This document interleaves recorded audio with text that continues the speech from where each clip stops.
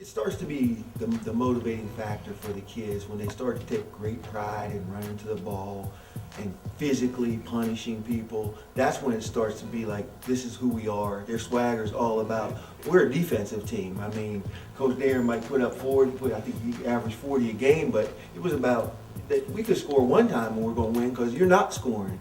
And you see the kids, and, it's like, they get disturbed when somebody gets a 7-yard run. Like, so people are going, no. Next play, it's a sack, play after play. So you can see fumble. They buy into interception. that. And the fact that they caused 43 turnovers in the season.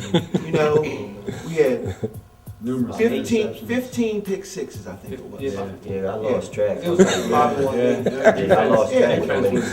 But another thing we had 4 pick sixes in a game. Another thing was from these boys they never gave up. Even though when you think the other team's gonna score, there's one guy to beat. Man, next thing I know is I'm thinking the kid's gonna score, and these guys hustle to that guy and get him down before they can score. And they took it over from there. I mean, they never gave up. Not one time. And I guess they made that their goal as well, to finish the season the way they started. Well, if you watch the film, you see 7 guys to the ball all the time. It's not walking. It's not. When you're getting there, you're making a play. If that guy's up, they're coming in. They're going to play to the whistle, which is different than a lot of teams we had in the past because one guy would make the tackle, everybody stand there and cheer. This time, there were 7 guys to the ball, and then they punished you when they got there. That's why half the fumbles come out because somebody's grabbing and somebody's pulling. I mean, how many times this year did we have wrap up, trail, come and grab the ball and take off the other way? I mean, that was crazy. I was talking with Larry often, and it was like each week it just got better and better and more exciting for you guys, and the kids got more and more excited because again, it's the fact that you don't realize how special or what you have is so special until you sit back and now here you are, it's 11 weeks later, and you're saying, 3 pick sixes, 43 turnovers, and you're sitting here and you're like, wow, you may never see that again. But back to what Star was saying in the beginning, you're getting to the point where, when did you know? And it wasn't until like week 5, week 6, and you start to see things and you go, hey, we can do this. We can do this. Hey, now we're a tough out. And then that momentum got going. And each week it wasn't the same kid each week. That's the thing. It was, it was different. Somebody different. And I tell you, what was really nice too, as a family and as a team, these boys came together. It was after a while, it wasn't so much the win, but we don't want you scoring on us. We know we're going to win. That's not even a question.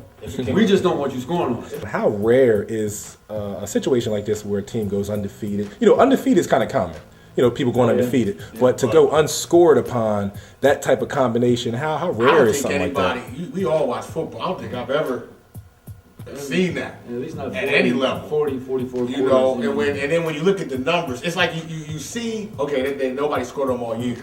But then look at the number before the championship game, 383 to nothing. That's impressive. That's impressive. So, I think as coaches right now, you realize and you see it, but the greatest thing is yet to happen. Because, Coach, you said it yesterday, when these guys are 40, 45, and when they're out and they see each other, that's the one common bond they're always going to have, and it's going to go back to our defense was cold. It may not be whatever, but that's how rare it is. And then they can tell their kids that forever, and they're like, "Oh, Dad, you lying? Somebody scored.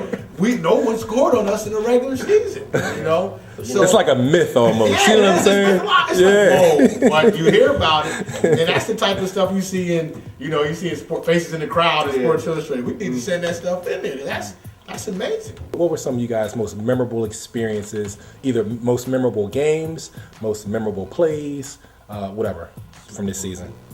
The most memorable to me is Trail on the kickoff at Mechanicsburg. Wow. Full sprint. They try to throw the Music City Miracle, goes across the field, and my man lights out. Oh, man. Ball pops up in the air. Jalik catches it, runs around the field for about 5 minutes, touchdown. That was like, run that clip. Perfect segue. Perfect segue. Hey, and before I run that clip, I'm gonna definitely get into it. This is perfect segue.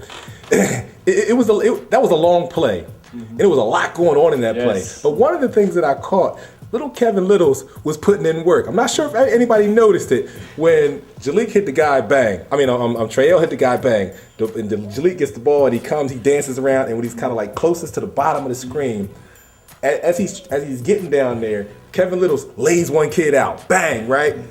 And a few seconds later, that kid that he first hit is still on the ground, right? So then Jalik, when he wanted to reverse field for the last time, Kevin Littles was there, bang, to free him up. And then he goes this way, right? So that kid that Kevin hit gets up and runs past the first kid and taps him like, yo, get up, man. Yo, hilarious. So like, when you watch that play, just watch it from a few different angles, because there's a lot of stuff going on, trust me.